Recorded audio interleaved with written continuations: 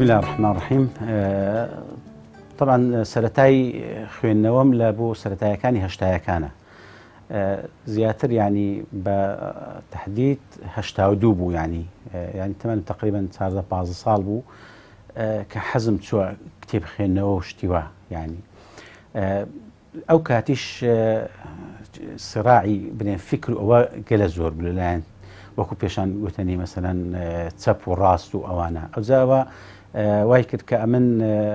حەزم کرد يعني بزانم دنیا چی تێدایە ئەو بابەتانەی خوێندنەوەی چنە فعلا دەستم کرد بە زۆر کتابی گچکە يعني ئەو نامیلکە و شتانەی بەردەست دەبوون يعني لەقەدەر عەقلیەتی ئەو کاتیمان و تەمەن و ئەو شتانە بەڕاستی هەندێک کتابی مامۆستا مەلا ساڵحی شارەزووری خوافوی کە یا ڕەبی زۆر نامیلکەکان کچکە لە زمنی ئەوەی بوو کە بابەتی ڕۆژ بوو ئەو کاتی بابەتی مەسەلەن وجودیەت و ئیلحاد و ئیسلام و ئەوانە ینی سەرەتایەکی باش بوو لە بۆ من کە بچمە ناو جیهانی خوێندنەوە و کتێب و ئەو بابەتانەیە خۆی کتێب زۆر بوون بەڵام بە زیاترین کتێب کە ئەمن بە وەکو بڵێن مەسەلەن تەواو کە تامی تەواوم لێوەگر کتێبی فی ظلال القورآنی مامۆستای شەهید سەید قوتب بوو خوای گەورە بە فردەوسی عەلای شاد بکات ئەو فی ظلال زۆربەی خەڵک پێیان وایە تەفسیری قورئانە بەڵام خۆی زیاتر تێگەیشتنە لە قورئان بوارێکی زۆر چاک بوو لە بۆ من کە بیدایەت تەعاملم لەگەڵ قورئان لە ڕێی فی ظلال بی فی ظلال طبعا چەند چاپشتی زۆر بوو ئەنوایە بەڵام ئەوە چاپەکەونەکەی کە لای من هەرمایە لە سەرەتای هەشتایەکان و کەمیش بوو یعنی ئەمە زۆر جار هەتا بەدەستمان دەکەت برایەک برادرێک دەیدا ئەویتکە دەیخیندەوە چاوەڕێ دەکرد تەواوی بەڵام ئەوەی کە زۆر سەرنجە ینی کە پێدا دێ باسی هەموو سوورەتەکانی قورئان دەکا مامۆستای شەهید بەڵام پێشەچیەکەی کە مقدمەی فی ظلال پێشەچیەکەی فی ظلال بەڕاستی تامەکی زۆر سەیری تێدایە چەند جار لێی بخوێنیەوە یعنی هەتا من زۆر جار لە ڕێی ئەوەی تم وەکو کرا نامیلکە تەنها پێشەچیەکەی چونکە باسی ئەزمموی خۆی دەکا لەگەڵ قورئان ئەو جەلوێ مەسەلەن کە تەماشای پێشەچیەکەی دەکەی تامەکی خۆشت دەداتێ ینی بەڕاستی ینی دەڕێ مەسەلەن ینی وەکو نمونە کە باسی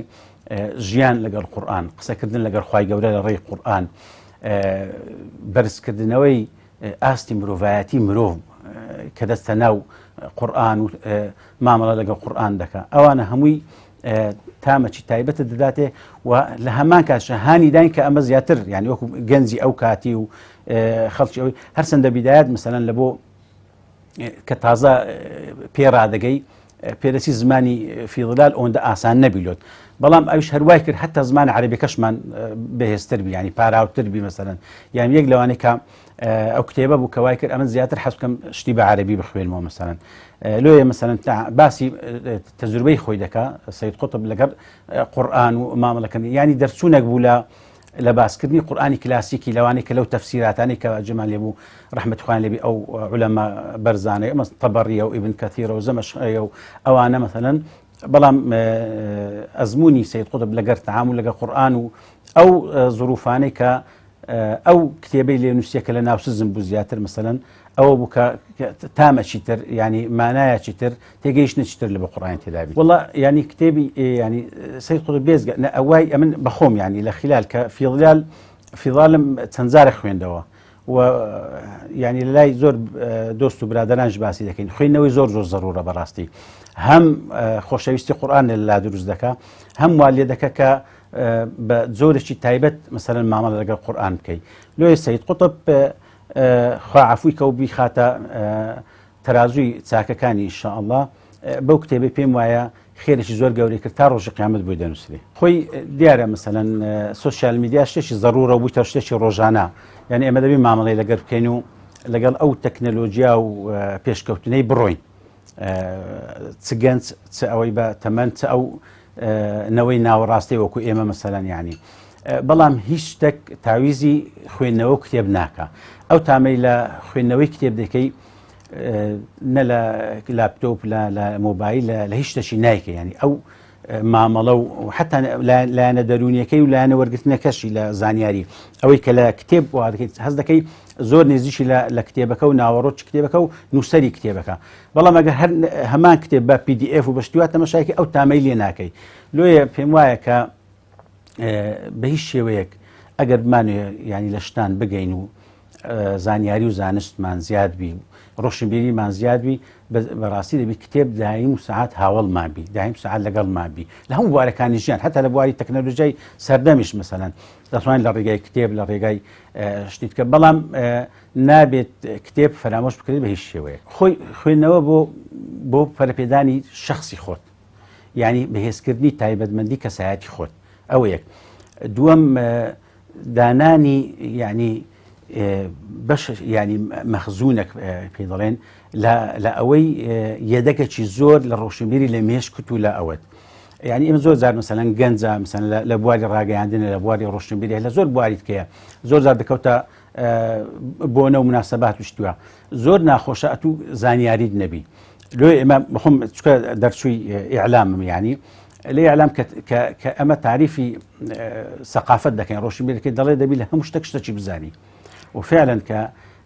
هەر کەسێک پێویستە لە هەموو بواری ژیان شتێک بزانین بەڵام ئەو زانینە چیوانەبی مەسەلەن ڕووکەشی بی و هەر لە بۆ ئەوەی دوو قسان فێربین یان دوو قسەی وەرگرین لە بەرجێمان و بیڵێن و نە هەر بوارێک لە بوارەکانی زانست ڕۆشنبیری کە کەتە بەردەستمان بە قوڵایی لۆی بچین چەند کتێبش لەسەر بخوێنەوە چەند نووسەری جودا بخوێنینەوە ینی ئەوە بکەین لێ وەبی تەواو ینی تەسەوڕێکی باشمان لایانی ئەو ڕۆشنبیری و سەقافەتەی لە بۆ دروستبی داکوباک پێشەنگن لە هەموو بوارەکانی ژیان لە بۆ منداڵەکان دەبی لە بواری تەربیە و سەقافەت و خوێندنیش پێشەنگ بن چ بەدانانی وانەیەکی هەفتانە کۆبوونەوەکی هەفتانە نێوخۆن چ بۆ هاندانی منداڵەکان لە بۆ خوێندن ینی وانەکەن کە منداڵ وابزانی کە مۆبایل یان سوشال میدیا یان ئەو بابەت ئەلکترۆنیانی ئێستا پەیدا بووە بووینە جێگرەوەی کتێب هیچ نابتەوە جێگرەوەی کتێب چونکە کتێب فێرە زۆر شتت دەکا فێرە لەسەر خۆیت دەکا فێرە مەسەلەن حتا کە تووشی مناقەشەیە گفتوگۆیەک بووی والی کە زۆر بە علمیانە زۆر بە قوڵایی لۆی بسی وەکو سوشال میدیا وەکو دەستت بەسەر شاشەدادێن دەڕوە یان زوو لێی بێزار دەبی یان چاوت ئەزیەت دەدا هەتا خوێندنەوەی کتێب لایەنە مەسەن پیزیکەش خوێندنەوەی کتێب ئەو ئەزیەتەی نادا مەسەلەن لاپەڕەکانی کتێب ئەو ئەزیەت نادا ئەوەی کە شاشەکانی مۆبایل یان لاپتۆپ یان شتەکانی ئەز بۆیە پێم وایە کە داک و باب کە دەبنە پێشەنگ لە بوارەکانی تر لێرەوەش دەبی بنە پێشەنگ منداڵەکانیان وا پەروەردە بکەن کە ئەوە بەشێک بی لە ژیانیان بەشێک بی لە گرنگدانی خۆیان بە ژیان و بەشێک بی لە دوا ڕۆژیشیان